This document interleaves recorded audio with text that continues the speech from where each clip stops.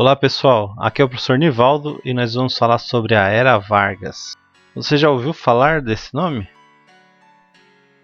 O que vem à sua cabeça quando você escuta esse nome pela primeira vez? Pergunte aos seus pais e avós o que eles sabem a respeito de Getúlio Vargas. Por que você acredita que ele ficou conhecido como o pai dos pobres e a mãe dos ricos? Getúlio Vargas é uma figura bem emblemática, né?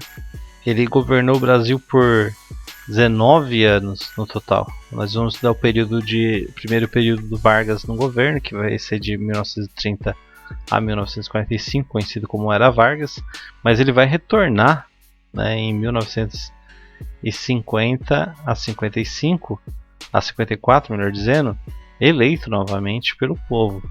Mas isso é um assunto para mais para frente. Ele vai chegar ao poder em 1930 com alguns chamam de revolução de 1930 e outros chamam de golpe de 1930, que vai romper com o domínio das oligarquias cafeicultoras, dando início a uma junção de setores da sociedade brasileira sobre a liderança do Getúlio Vargas. E ele vai receber esse poder em caráter provisório, permanecendo até 1945, ora, às vezes por meio constitucional, às vezes por meio ditatorial. Parte dos integrantes do movimento tenentista, que nós vamos conhecer um pouquinho mais no decorrer dessa aula, eles vão vão ser incorporados por Getúlio Vargas em seu poder. E aqueles que destoavam, aqueles que eram contrários ao governo Vargas, como o Luiz Carlos Prestes, vão ser presos ou silenciados. A burguesia industrial e a classe média urbana também vão apoiar o regime. As oligarquias ligadas a outras atividades agrícolas, que não a cafeicultura, vão ganhar mais espaço. A própria oligarquia cafeicultora também vai ser beneficiada pelo novo governo, para amenizar os efeitos da crise mundial de 1929. O Vargas ele vai contar com o apoio também dos operários. Por meio de uma ampla reforma na legislação, ele vai legalizar e controlar os sindicatos, além de criar conjuntos de leis que atendiam parte dos anseios dos trabalhadores. O Getúlio Vargas ele vai ser muito esperto nesse sentido, porque existia todo um movimento revolucionário a partir de 1917 com a Revolução Russa. Os trabalhadores estavam se organizando em sindicatos, reivindicando melhorias, né, fazendo greve. E aí ele vai fazer o que? Ele vai trazer parte desses trabalhadores. Primeiro, colocando os sindicatos debaixo do braço, controlando esses sindicatos. Em segundo momento, ele vai conceder algumas leis trabalhistas que eram pedidos dos trabalhadores. Então, se você dá o que as pessoas pedem, de uma certa forma, você evita manifestações, evita a articulação contra o governo. Mas também o Getúlio Vargas ficou conhecido por ser um governo populista, né? E o que seria a palavra populista? É chamado de populista aquele governo que promete satisfazer as necessidades mais imediatas das camadas pobres ou menos privilegiadas para obter o seu apoio. Apesar disso, os governos populistas raramente atendem plenamente às reivindicações populares. Quase sempre se justificam como conciliadores, ou seja, um mediador entre a classe mais rica e a classe mais pobre.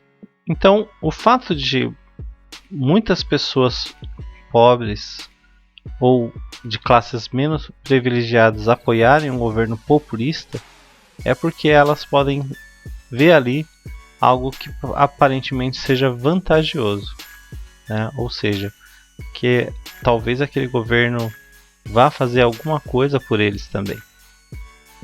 Entre as práticas mais comuns desses governos estavam a suspensão dos direitos democráticos, o incentivo à industrialização e à urbanização, o aumento das camadas médias da sociedade, maior interferência do Estado na economia, discurso nacionalista e a criação de leis trabalhistas. Os governos populistas também se apresentam como pais da população, disfarçando seus excessos de autoridade sobre a forma de proteção. A esse comportamento nós chamamos de paternalismo. Então, é aquele pai, sabe, do bate e assopra? Sim. Então, o governo, os paternalistas, ao mesmo tempo que eles dão com uma mão, eles retiram com a outra. Então, aqueles que discordavam do governo, aqueles que pensavam diferente do governo, eram duramente reprimidos, tá certo? Então, essa é a ideia de populismo e paternalismo, principalmente aí na era Vargas. Na década de 20, enquanto o nazismo e o fascismo crescia na Europa e no Brasil, as oligarquias usavam a corrupção e a violência para se conservar no poder, como a gente viu aí no período da República do Café com Leite.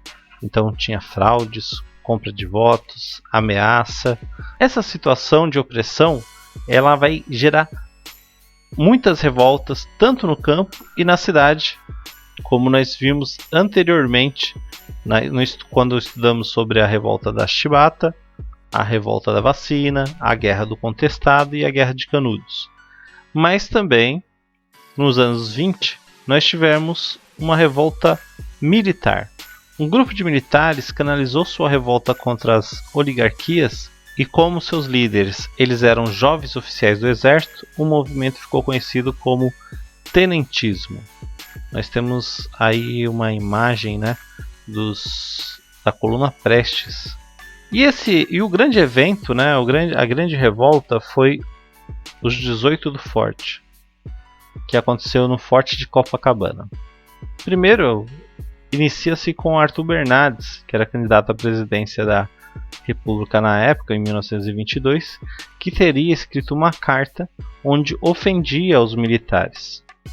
A carta era falsa, mas gerou revolta entre os militares e aumentou a revolta com a prisão do Marechal Hermes da Fonseca, que era considerado o principal líder militar da época.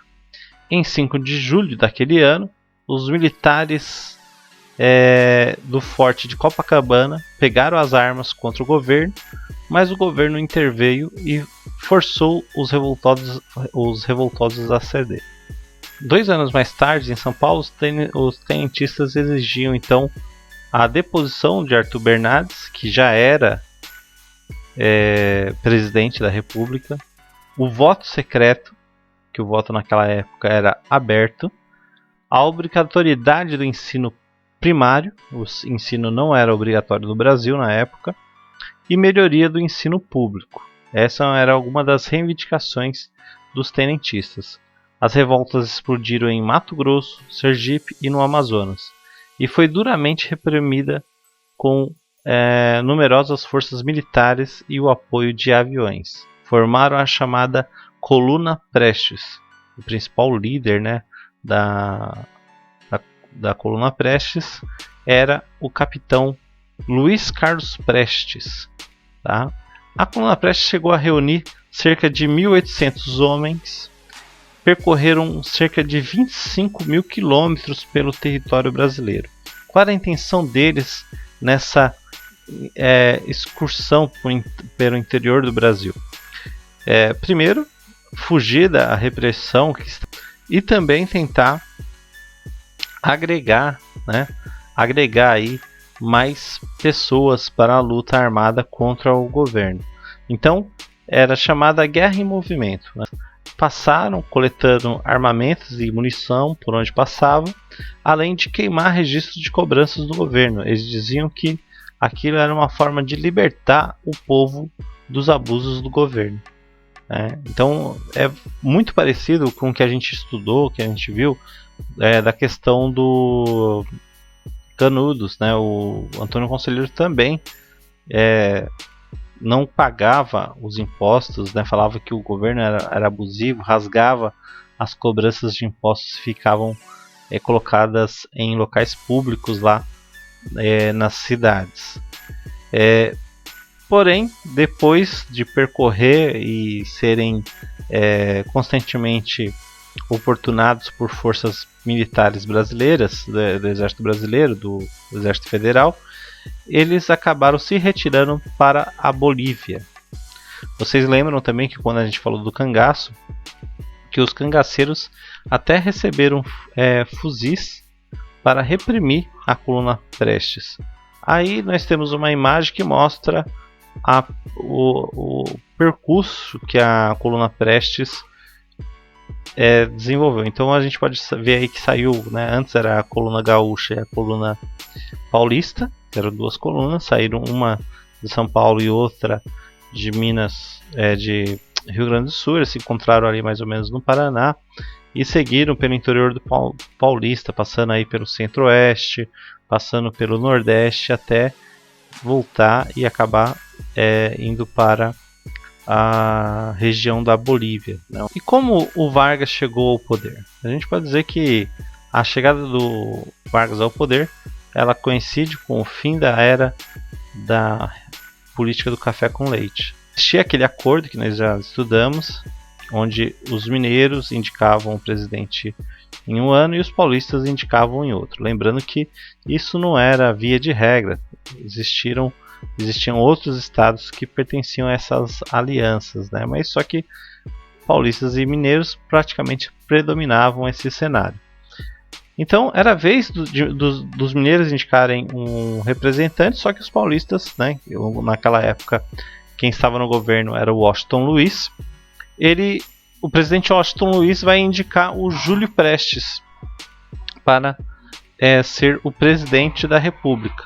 Então nós vamos ter um rompimento do acordo e que vai levar os mineiros a uma aliança com o Rio Grande do Sul.